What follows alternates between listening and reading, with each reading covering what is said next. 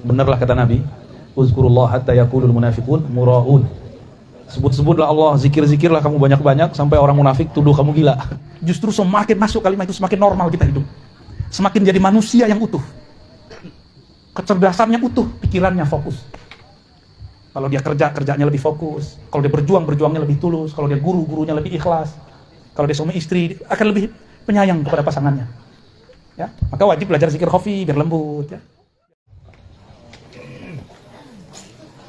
Assalamualaikum warahmatullahi wabarakatuh. Alhamdulillah rabbil alamin. Hamdal hamidin. Hamdal dzakirin, hamdal syakirin.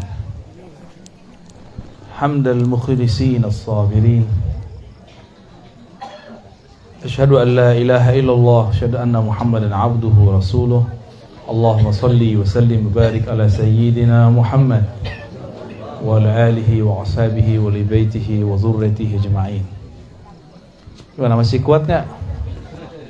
Zikirnya dahsyat tadi ya. Kalau di kota tuh udah langka tuh zikir begitu. Dianggap gila sama orang. Benarlah kata Nabi, uzkurullah hatta yaqulul munafiqun muraun. Sebut-sebutlah Allah, zikir-zikirlah kamu banyak-banyak sampai orang munafik tuduh kamu gila. Tuduh kamu kesurupan. Jadi tadi itu kalau zikir jadi Jakarta disebut Pak Kiai Haji Maman ini pemimpin zikir kesurupan. Dituduh ntar ya. Apalagi kalau pakai zikir yang aslinya, itu ada zikir berdirinya tuh. Kalau di kampung-kampung Melayu di Sumatera, di Kalimantan ada namanya ratib berdiri. Berdiri, Pak. Nah, ya, semuanya geraknya. Ada yang sembari gerak, titik-titik rotasi zikir. Maka muncullah namanya gerakan tari saman. Tari saman itu bukan tari sebenarnya. Itu seni yang diambil dari gerak zikir. Ya. Seni yang diambil dari gerak zikir. Gerak zikir itu bukan hanya dari ubun-ubun ke dari pusar ke ubun-ubun ke bahu kanan, enggak, banyak. Jalan zikir itu sebanyak titik di dalam diri kita. Ya, banyak sekali itu. Namun yang diajarkan tuan-tuan guru kita, para mursyid, para wakil talqin, itu yang boleh diajarkan aja. Karena kalau dikasih titik yang lain, bisa gawat. Ini zikir kayak tadi aja udah sebut gila sama orang ya. Wih, gila. Mana sanggup jin masuk ke orang zikir barusan. Kalau setan bisa, jin nggak sanggup. Kalau jin masuk bakar deh. Aneh saksinya. Ya, tapi kalau setan bisa masuk. Tapi setan yang dulu mereka ikut berzikir dengan iblis. Iblis itu ahli zikir, Pak. Makanya tadi saya minta Ustadz Kamil Falah sholawat dulu. Ya. Sholawat dulu. Karena perbedaan antara zikir wali Allah dengan wali setan satu aja. Ada sholawatnya apa enggak? Ya. Ada sholawatnya apa? Enggak. Kenapa mesti ada sholawat? Karena orang bisa zikir cuma karena yang disebut namanya dalam sholawat itu. Siapa nama yang disebutkan dalam sholawat? Allahumma salli ala Sayyidina. Karena ada yang bernama Muhammad. Nah itu dia. Maka kita kenal dengan Sang Ahad. Kalau tidak ada dia, mana bisa tadi berzikir la ilaha illallah. Jadi yang ngajarin kita la ilaha illallah siapa? Ini bisa dibenerin gak nih? Baterainya putus-putus. Zikir juga gitu, Pak. Kalau baterainya putus-putus nggak seru.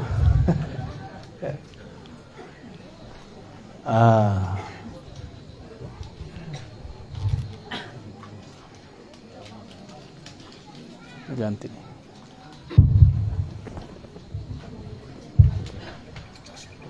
Baik. Nabi SAW mengajarkan zikir itu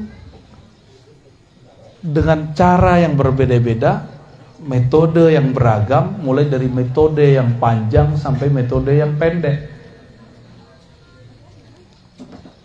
Contohnya, beliau SAW mengajarkan orang, maukah kamu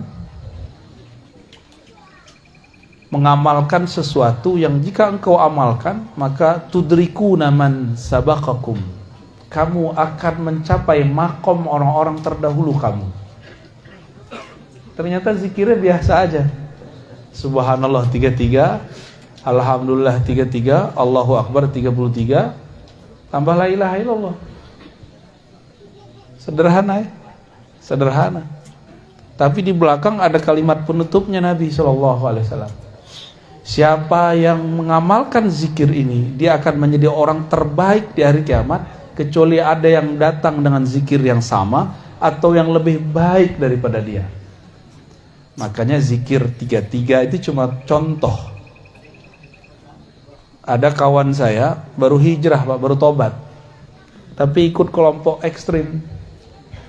Saya kerjain dia, saya tanya, di hadis zikir itu 33, kalau aneh zikir 32 gimana? Oh bid'ah itu. Kalau aneh zikir 34, 35, ada contoh di masa Rasul. Dia terjebak dengan angka. Terjebak dengan angka. Angka itu banyak. Yang disebut banyak itu kan as-salasah fa aksar, 3 lebih. Ya. Benar gak? Kalau 33, 34, 35 itu kan masuk lebih. Jadi ulama-ulama yang saklek itu mereka lupa dengan esensi zikir. Ya ayyuhallazina amanu zkurullaha dzikran katsira. Wahai orang beriman, zikirlah sebanyak-banyaknya. Namun karena kita ini otak suka ngitung, mesti dikasih batas. Maka oleh Pak Haji Maman dikasihlah zikir 5.000, ya 11.000, 70.000, tahlil, khatam tahlil 70.000, zikir ataqah. Masih itu pakai? Masih ada nih kawan-kawan ngamalin tuh. Ya alhamdulillah. Nah, itu yang punya ilmu-ilmu jelek dulu rontok tuh pakai itu tuh. Rontokin aja, jadi nggak usah dimandi-mandiin, zikirin aja tuh. 70.000 la ilaha illallah. Nggak usah belajar aneh-aneh Pak, zikir aja 70.000 kali 7. Nggak perlu, mau ilmu debus antum nggak perlu deh. Ilmu sihir nggak perlu dah, ilmu pelet nggak perlu. Cuma kan yakin kurang. Kalau kiai-kiai tarekat itu mereka nggak sibuk dengan ilmu kanuragan, ilmu kesaktian. Mereka sibuk dengan yang maha sakti. Makanya orang-orang tarekat nggak mempertunjukkan kesaktian. Nggak ada namanya pertunjukan debus dalam tarekat. Kecuali torikot debus, tapi torikot azkar nggak ada. Turunan dari torikot zikir, jadi seni, ada seni tari, ada seni debus, itu bisa. Tapi ujung dari debus, apa ujung dari debus? Bismillahirrahmanirrahim, la yadurru ma'asmihi syai'un fil ardi wala fis sama was sami. Itu ujung debus, ujung silat situ semua. Dengan nama Allah yang siapa saja bersama namanya, cukup bersama nama, cukup. Maka tiada yang merusak, tiada yang menyakiti engkau baik di langit ataupun di bumi. Itu kalau kita ma'asmihi, belum di dalam nama, baru bersama nama. Kalau kita sudah di dalam nama gimana? Apalagi nama di dalam kita. Jadi zikir-zikir kita ini latihan memaiyahkan asma. Apa arti memaiyahkan? Membersamai nama. Karena nama dan yang punya nama tidak pernah terpisah. Nama dan yang punya nama tidak punya terpisah. Siapa yang punya nama? Allah. Dan yang punya nama itu dekatnya dengan kita lebih dekat dari urat nadi, lebih dekat dari jantung kita sendiri, lebih dekat dari diri kita merasa dekat. Cuma kita kan nggak merasa dekat.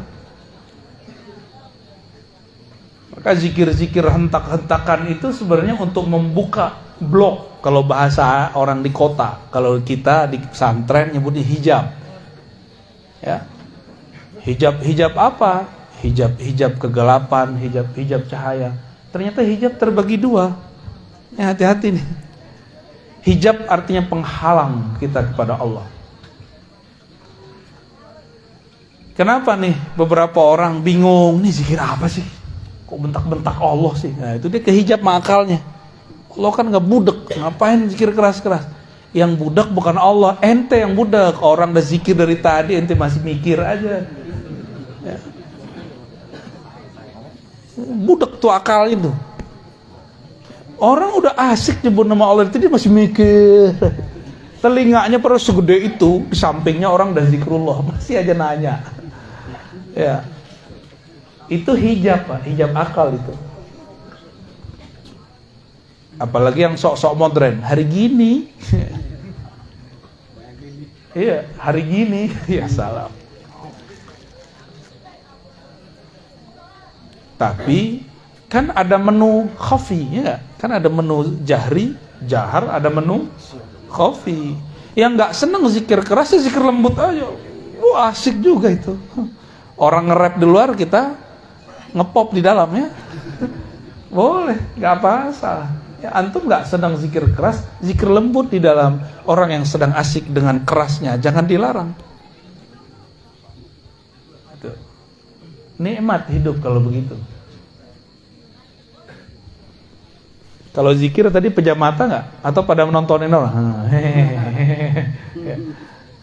Ya. Kalau mau menikmati zikrullah, mulai dari pejam mata. Karena mata ini hijab, ini penghalang. Penghalang yang membuat kita tidak bisa merasakan getaran nama. Ya. Maka perlu dipejam. Supaya ketika awal-awal betul perlu diambil dari pusar, ditarik ke ubun-ubun, ke bawah kanan, hujam ke kolbu. Itu awal-awal. Kalau udah kenceng zikirnya di kolbu aja, nggak usah keluar-keluar. Ntar kepalanya kemana-mana. Capek tukang mijitnya. Ya.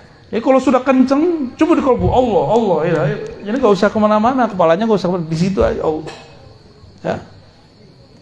Itu kan cuma metode jalan zikir. Kalau sudah sampai di tujuannya, jangan balik lagi. Itu namanya debat kusir. Ya, bolak-balik. Kalau belum tembus, ulang lagi dari pusar, naik begitu, ya. Tapi kalau sudah di situ, udah langsung main di kolbunya. Dan itu lebih enak. Kan tujuannya cuma iza zukirallah wajilat qulub. Kalau disebut nama Allah, kolbu bergetar. Kalau getarannya sudah main, maka dia akan bergerak di dalam. Gak perlu ditarik-tarik ke otak lagi, ya. Jadi besok-besok kalau zikir lagi, jadi kepala antum tuh rehat, ya. Cuma begini aja dia. Itu udah nikmatnya bukan main. Itu jantung tuh Farhan dia. Tahu Farhan nggak? Apa arti Farhan?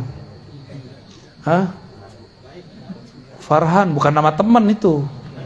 Apalagi nama yang punya toko sebelah. Oh, nama sopir Grab ya? Bukan, Farhan artinya bahagia. Karena kutul qulub zikrullah. Makanannya kolbu adalah menyebut nama Allah.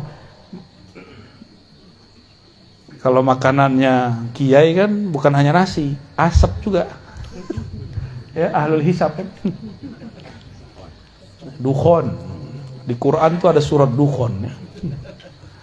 Waktu awal pandemi itu ada ustadz cocok logi nakut-nakutin umat pakai hadis palsu bahwa 15 Ramadan terjadi dukhon, ya. Kiai-kiai ketawa, aneh dukhon tiap hari. Dukhon namanya itu, rokok, ya. Rokok asap. Jadi berzikir itu jangan sibuk di jalan. Nah, teknik dari ambil dari ubun-ubun segala macam itu jalan. Kalau kita sudah masuk ke dalam rumah, jangan keluar-keluar lagi. Ya. Nah, ini kepada para pencinta zikrullah nih ya. Kalau zikirnya tadi udah cepat kan? Kolbu itu lebih cepat dari lisan, lebih cepat dari kepala.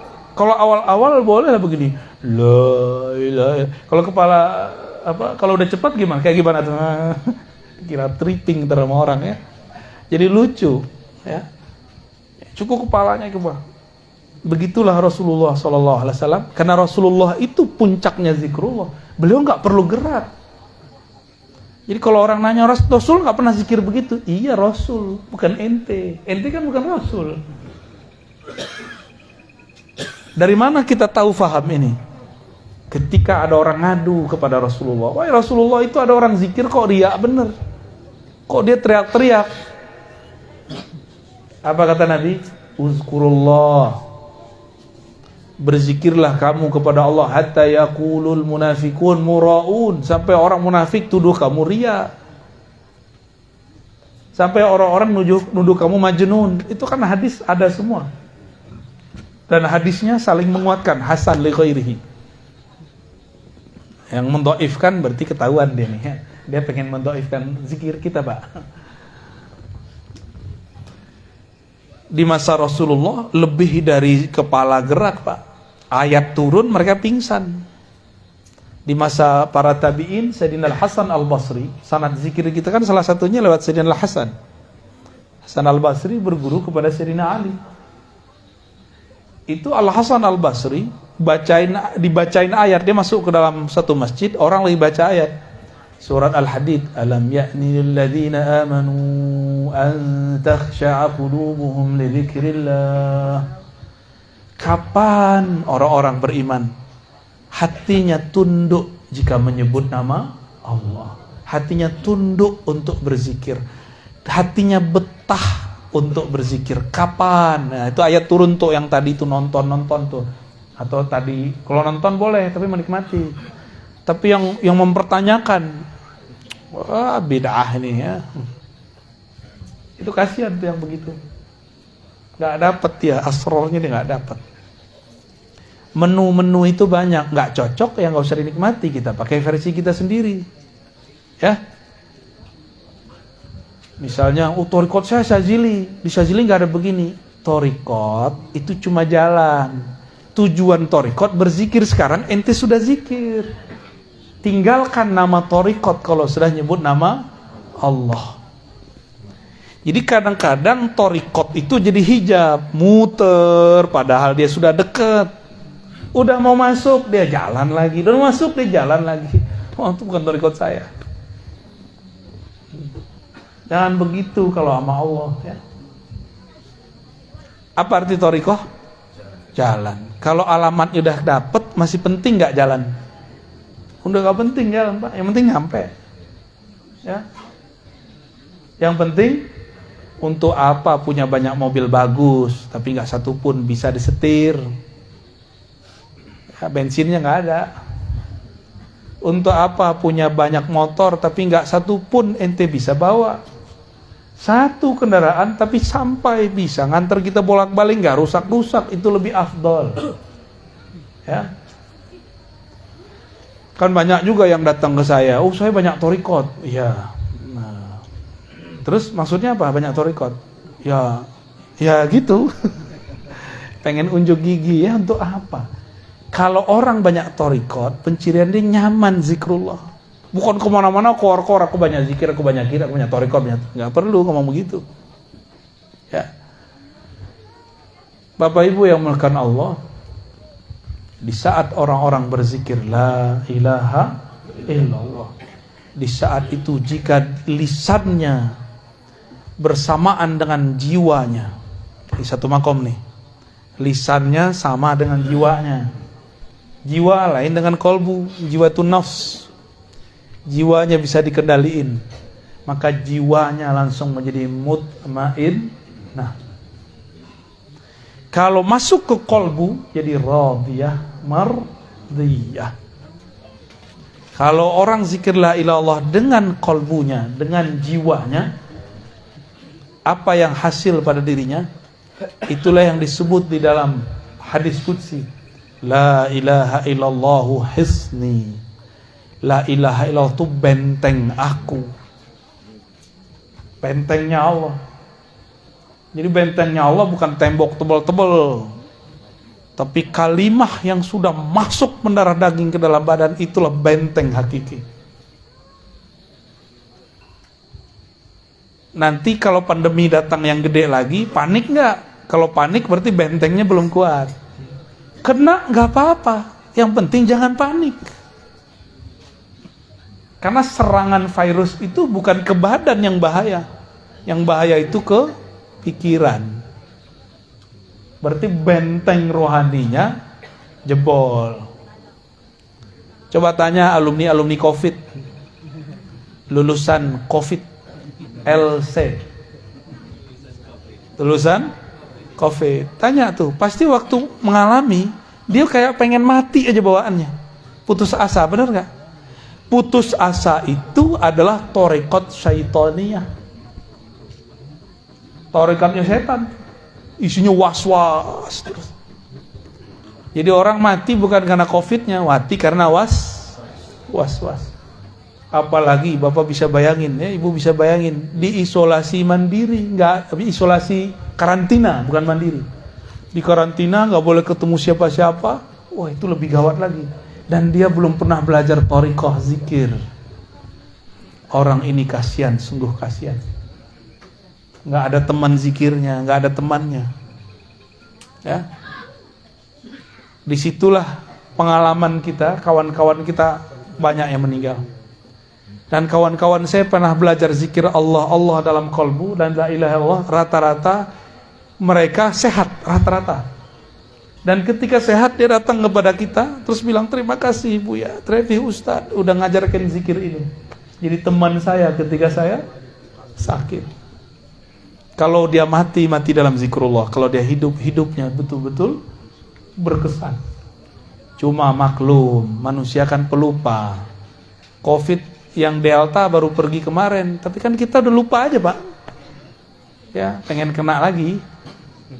Ya. Enggak ya? Enggak, beneran. Untung kita di negeri Katulistiwa. Virus kalau udah keluar cuma berapa lama mati Pak. Kalau di negeri kita nih. Kalau di negara subtropis dingin, itu virus seneng. Maka Allah betul-betul sayang kepada kita. Alhamdulillah. Nah, kasihan kepada mereka yang tinggal di subtropis. Tapi karena Allah Maha Hebat, tenang aja ya. Mereka Allah akan setting tubuhnya dan sesuai dengan kondisinya.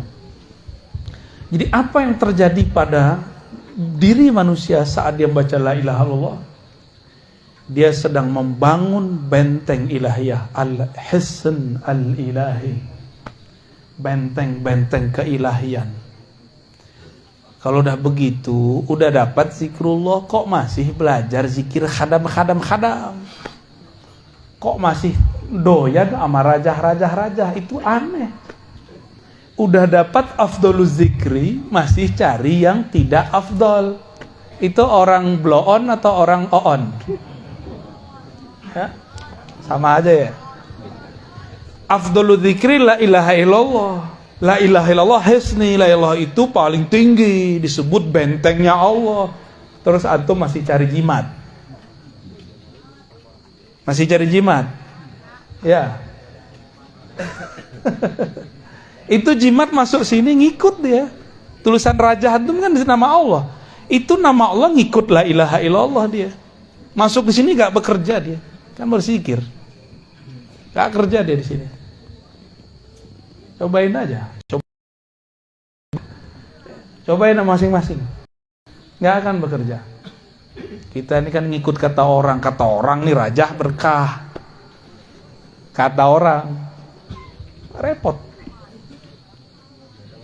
Ya.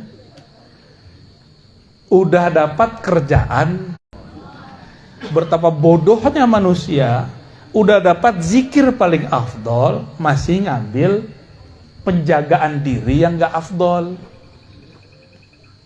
Ini kalau digabung nih dua hadis ini, afdhalul zikri la ilaha illallah, zikir paling tinggi la ilaha illallah, la ilaha illallah adalah hisni, adalah bentengku. Kalau digabung gimana? Benteng terkuat itu la ilaha illallah. Cuma ya rutin. Yang rutin. Kok kerja bisa rutin? Kenapa kita mau rutin kerja, Pak? Karena pengen dapat gaji kan? Bener. Kenapa nih bapak-bapak ini mau rajin kerja di sawah, di ladang, dagang, di kantor, guru? Kenapa? Karena pengen dapat hasil. Ini hasilnya udah Allah kasih duluan. Masih kurang yakin? Jangan-jangan memang kita kurang yakin kepada Allah Subhanahu wa ta'ala. Itu Nabi Sulaiman mau terbang zikirnya bismillah doang, Pak. Percaya nggak? Jadi Nabi Sulaiman cukup dengan bismillah terbang. Kita udah bui-bui baca la ilaha illallah nggak terbang-terbang ya. Emang mau terbang? Kurang keren, Pak, terbang pakai bismillah. Yang keren itu pencet-pencet aja pakai tangan. Nah, dapat tiket terbang. Bismillah.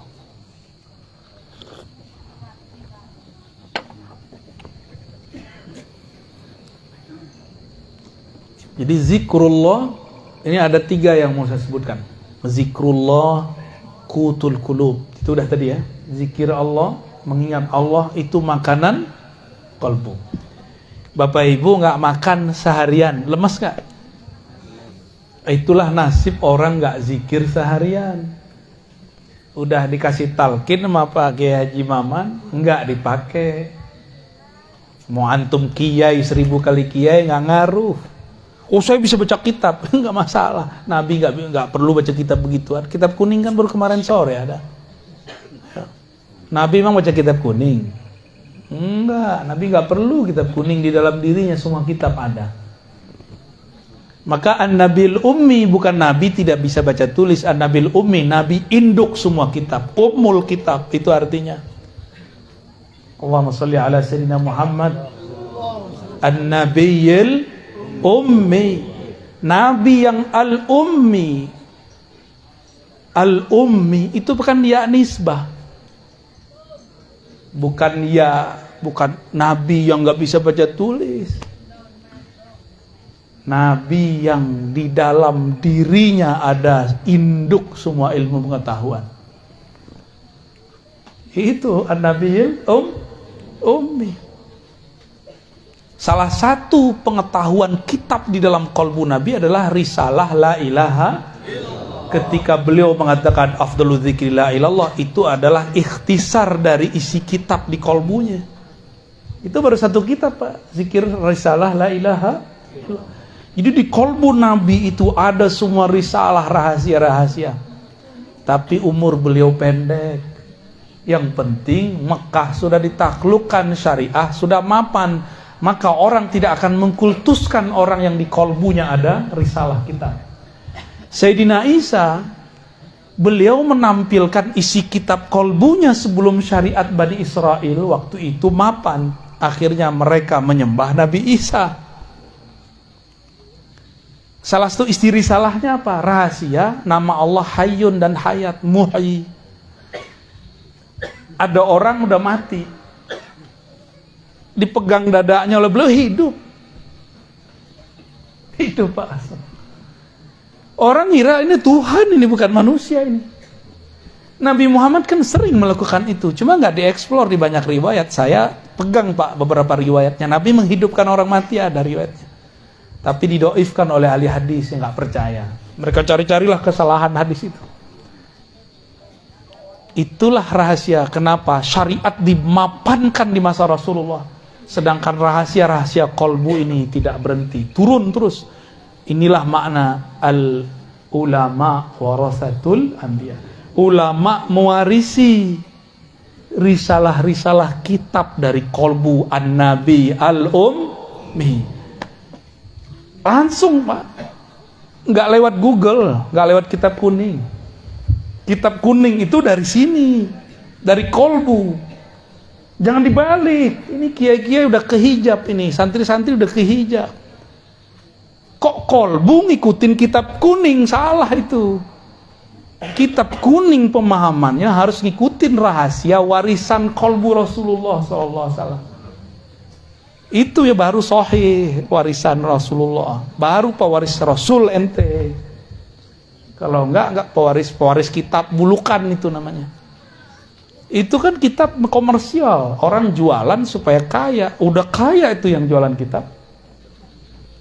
Kita masih puji baku, dan berapa banyak kitab yang salah cetak. Laknya hilang gawat sudah. Udah berapa banyak kitab salah cetak. Kalau nggak punya kolbu, beres kita, sesat menyesatkan udah. Saya udah banyak ketemu. Tiap hari kan kita kerjaannya bolak-balik kita. Kita bingung, ini kitab ini kok masih dipertahankan di pesantren. Ya. Banyak. Kita ini kan fanatis ke kitab kuning. Kitabun Mubin nggak fanatis. Ya. Kitabun Mubin.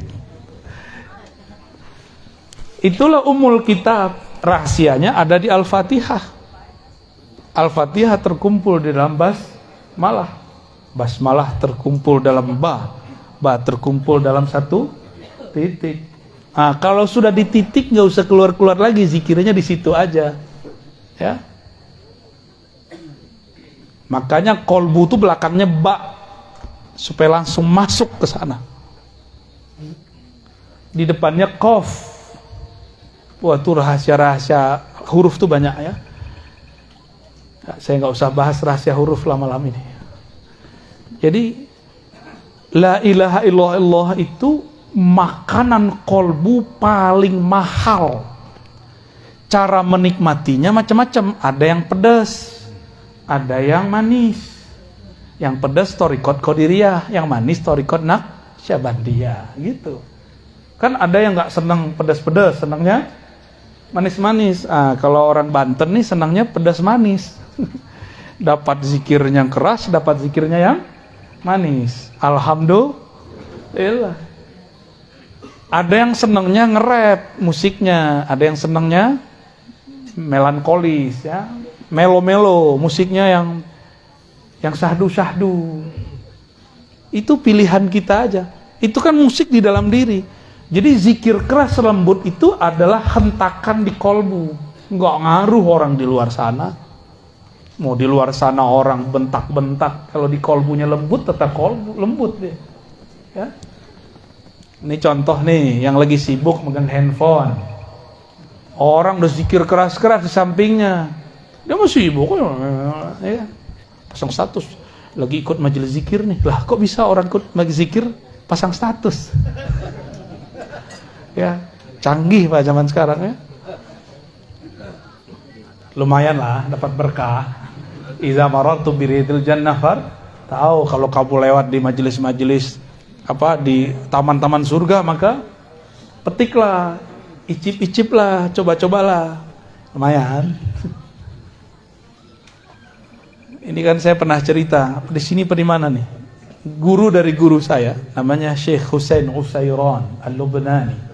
Mantan orang Syiah, ngejekin ahlu sunnah thariqat Naqsyabandiyah yang ada di Masjid Jami' di Lebanon. Itu zikir Pak, ba'da salat.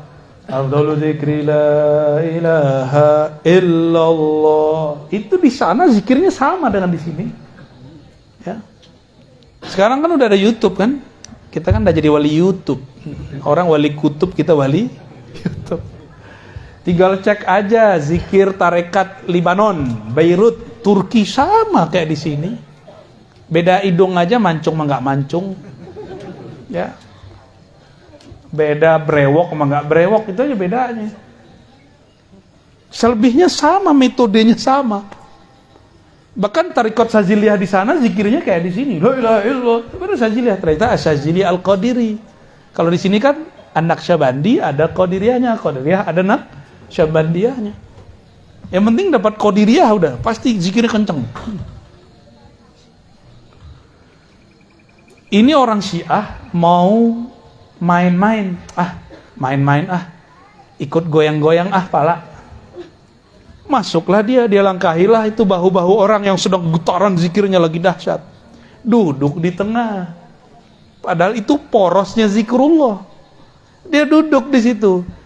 Lihat kiri kanan, coba kepalanya miring. Dicoba Pak, pejam matanya, kepalanya pertama ke kanan, la ilaha, pas illallah hanyut, terbawa arus karena dia di dalamnya kosong, hanyut, hilang benar. Tiba-tiba dia bangun, dia lihat kok nggak ada orang zikir. Ternyata dia masuk ke alam barzakh, dia mati suri sesaat. Datang malaikat munkar nakir, man rabbuka? Oh, nggak bisa jawab, lepotan, digampar-gampar, disiksa.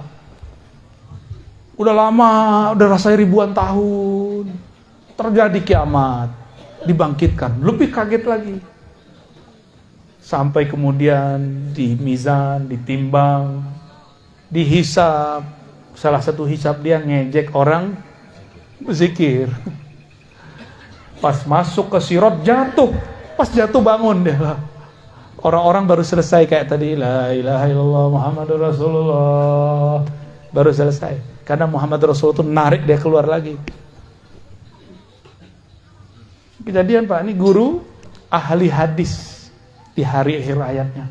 Tadinya Syiah benci sahabat Nabi, jadi pencinta sahabat Nabi. Tadinya nggak hafal Alfiyah, pengen belajar hadis, kata gurunya, ente kalau mau belajar hadis harus kuat bahasa. Untuk kelas kamu harus kuat Alfiyahnya atau Ujurumiyah. Dia pilihlah Alfiyah. 6 bulan dihafal. Berangkat pagi dihafal 2 bait, pulang dihafal 2 bait, malam dia setoran. 6 bulan khatam. Ditalkinlah zikir Naqsyabandiyah, zikir Syaziliyah, zikir Qadiriyah. Menjadi mursyid agung di tanah Syam. Namanya Syekh Husain Husairan. Saya ketemu murid beliau. Orang-orang yang sudah punya benteng itu nggak ke bawah Pak, itu hebatnya.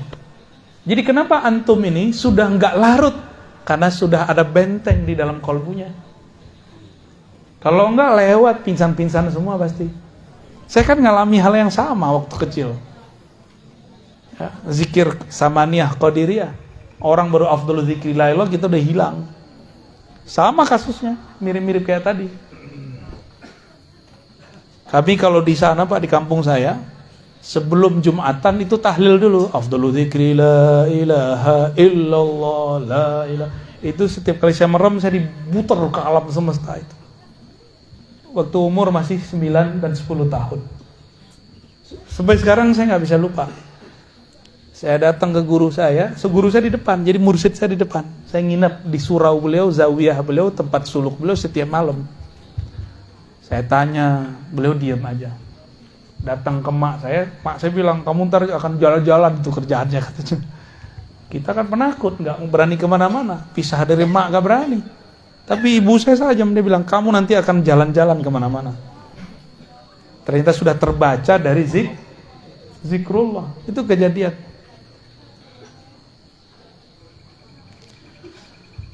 Maka la ilaha illallah itu sayrus salikin. Nah, la ilaha illallah itu adalah hiburan jalan-jalannya para salik. Jadi walaupun nih kita nih coba orang-orang yang sudah menikmati zikrullah, ajak dia jalan-jalan, dia kurang nggak menikmati bener. Tapi kalau diajak ke kuburan, pesantren, ziarah ke kiai, itu dia baru seneng. Diajak ke puncak, dia mikir, bagus di tempat gua kali. Ya, bapak ini diajak ke puncak Bogor, gimana ngomongnya? Bagusan di mana? Bagusan di sini kan? Iya, di sono udah macet Pak. Gunungnya sih masih bagus, ke sononya 3 jam buka tutup. Jadi la ilaha illallah itu kapalnya orang yang sedang suluk kepada Allah Subhanahu wa ta'ala, cepat kepada Allah itu. Ya. Tapi supaya tidak lupa jalan pulang mesti bersolawat. Wajib solawat. Karena kalau nggak ada solawat kita nggak bisa baca la ilaha innallaha malaikatahu yusholluna 'alan nabi ya ayyuhalladzina amanu shollu 'alaihi wasallimu taslima. Karena Allah bersolawat, kita malu kepadanya, maka kita solawat juga. Saya mau tanya, solawatnya Allah apa?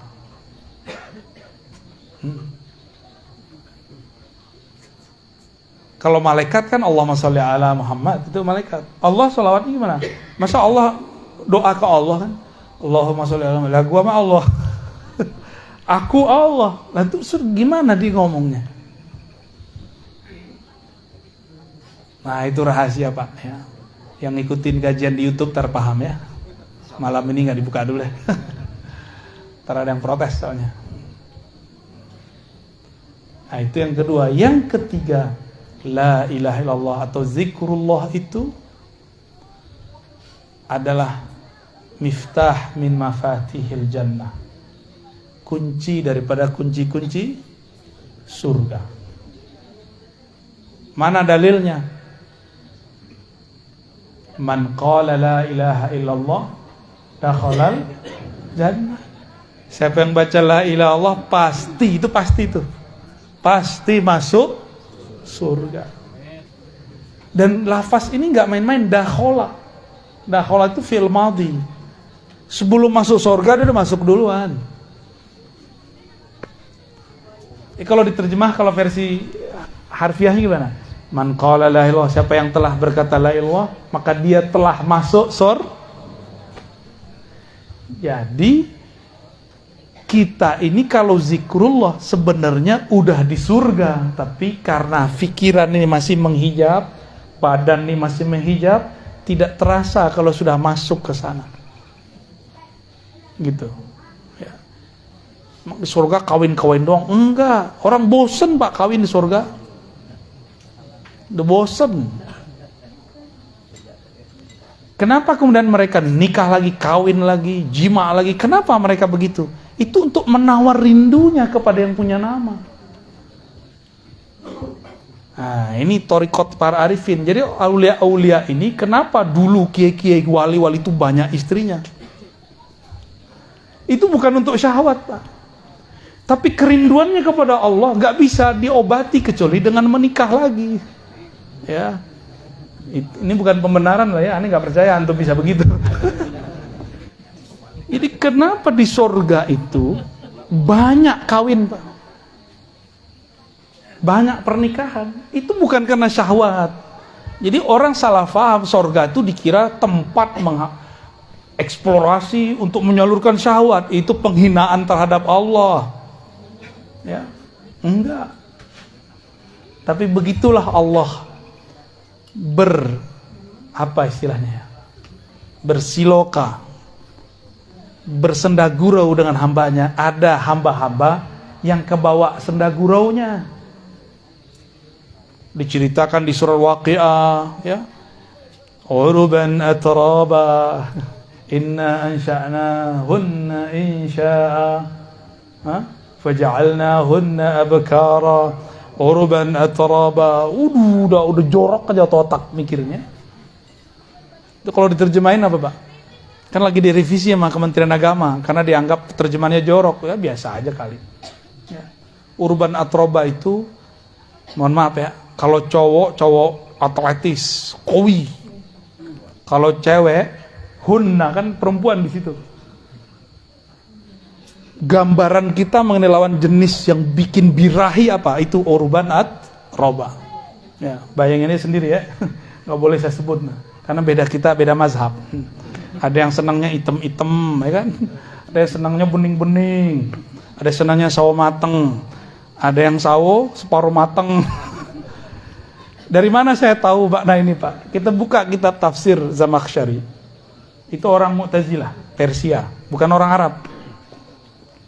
Ketika orang Arab mengatakan al-jamal nisful bayat, putih itu separuh cantik. Kata Zamakhsyari, enggak, justru sawo mateng itulah separuh cantik. Iya.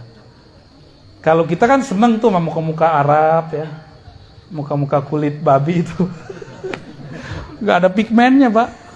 Muka-muka orang barat. Kan gak ada pigmennya tuh.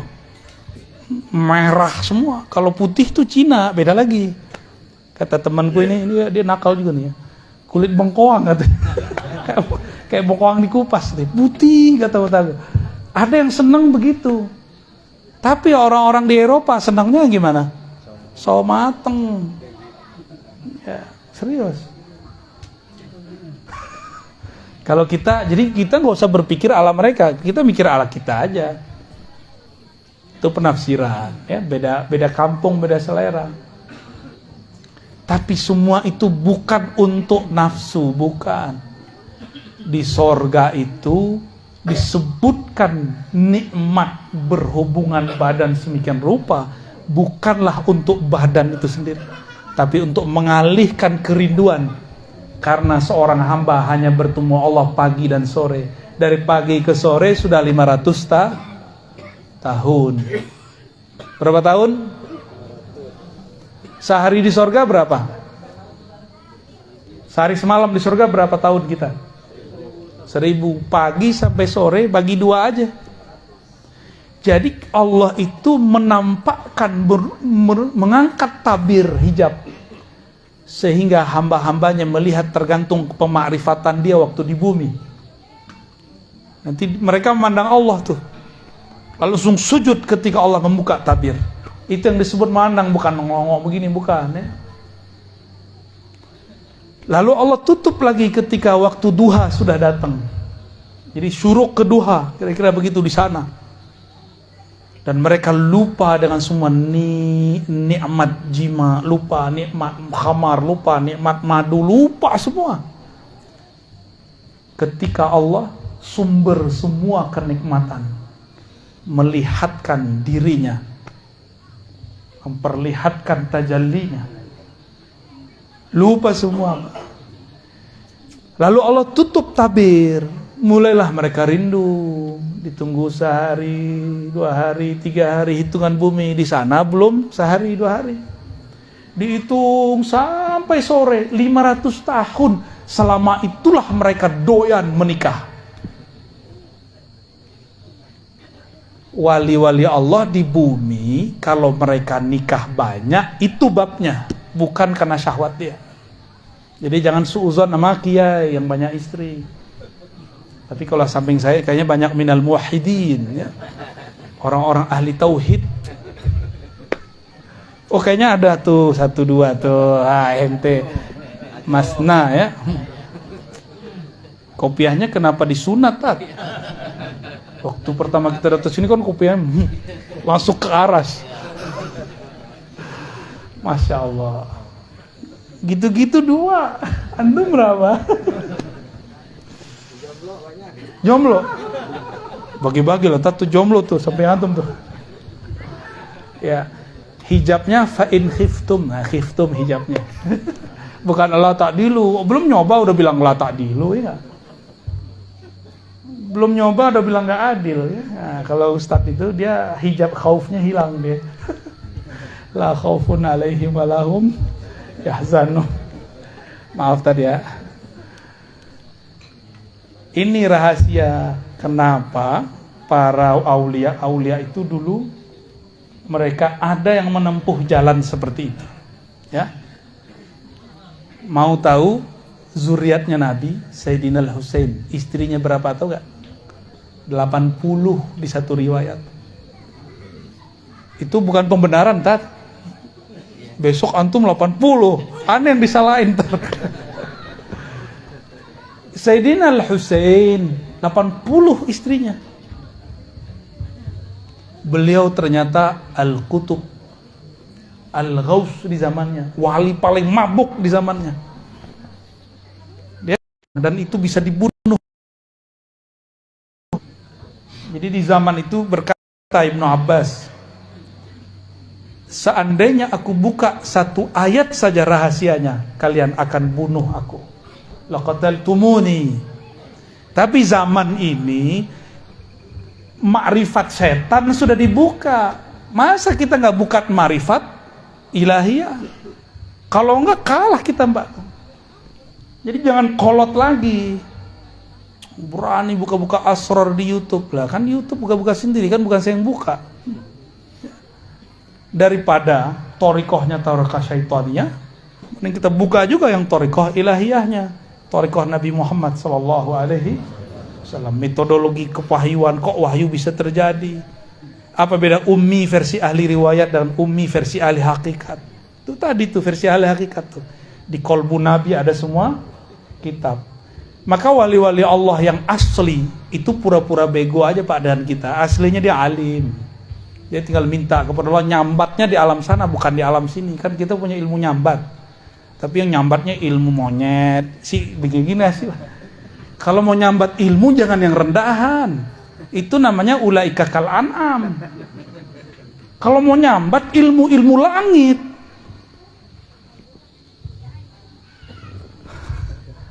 Ya. Jadi yang dulu-dulu pernah belajar silat-silat, nyambat ini, nyambat itu, udahlah, antum cukup belajar zikir aja mah, pakai Haji Maman. Itu ntar nyambat asror, pakai la ilaha illallah, nggak disadari dapat. Asror itu kan nggak perlu antum jadi aneh-aneh.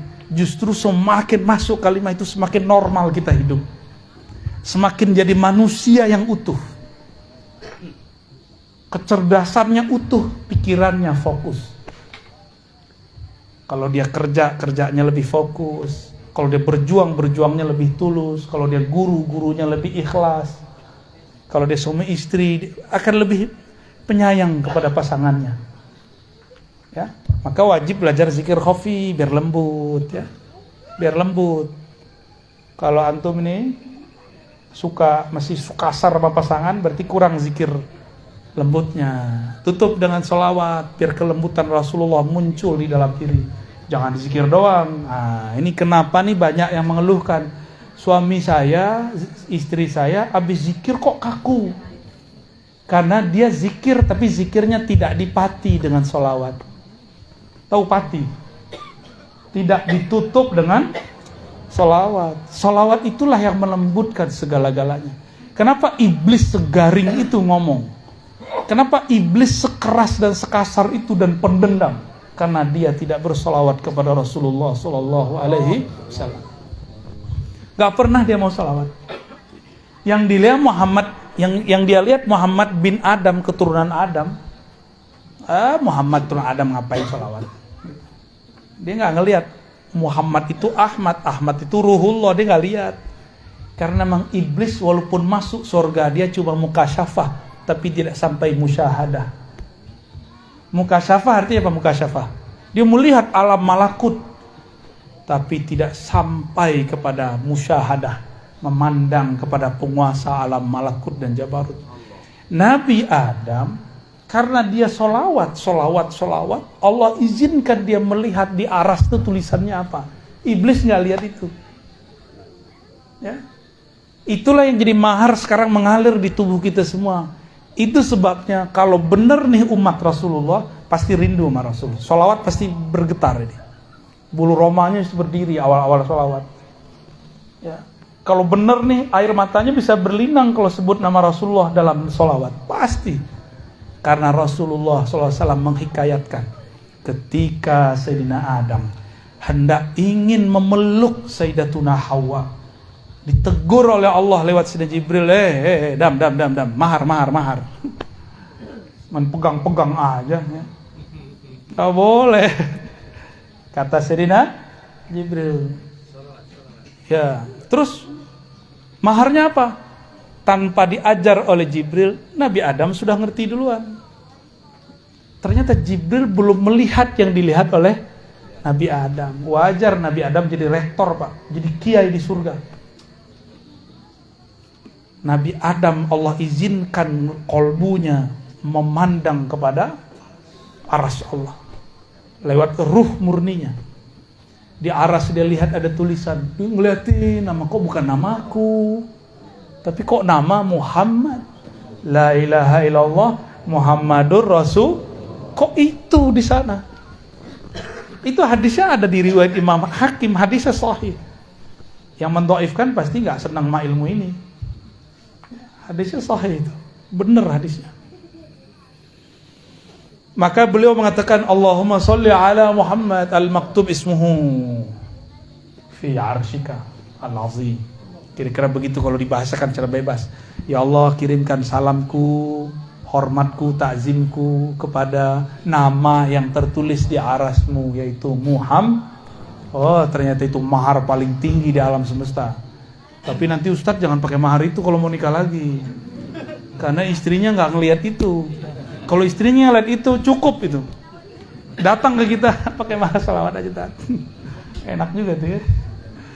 Tapi nafkah kan gak bisa pakai sholawat. Langsung sah. Maka berkah sholawat itu halalah Sayyidina Adam menggauli Sayyidatuna Hawa. Jadilah anak kita ini buah dari sholawat itu. Ya, jadi kita ini buah dari sholawat. Jadi kalau kita zikir mana yang paling sering dibaca? Ya dua itulah. La ilaha illallah sama sholawat Muhammad Rasulullah sallallahu alaihi. Nggak boleh keluar dari dua itu dah. Sebelum Nabi Muhammad yang fisik lahir, orang-orang udah zikir sholawat nyebut nama beliau. Berarti beliau sudah ada tapi di alam yang lain. Itu yang beliau sebut, aku sudah jadi nabi, kalian belum ada kok. Jibril aja belum ada, Nabi sudah ada. Pantas nggak Jibril jadi gurunya Nabi Muhammad? Kalau di sanad thariqat kita kan gitu, an Sayyidina Muhammad SAW, an Jibril, itu mah sanad Quran. Ya? Tapi aslinya nggak begitu. Justru Jibril lah yang mengambil dari kolbu Nabi Muhammad SAW. Tapi zohirnya ahlu riwayat menyebutkan Nabi Muhammad dari Jibril.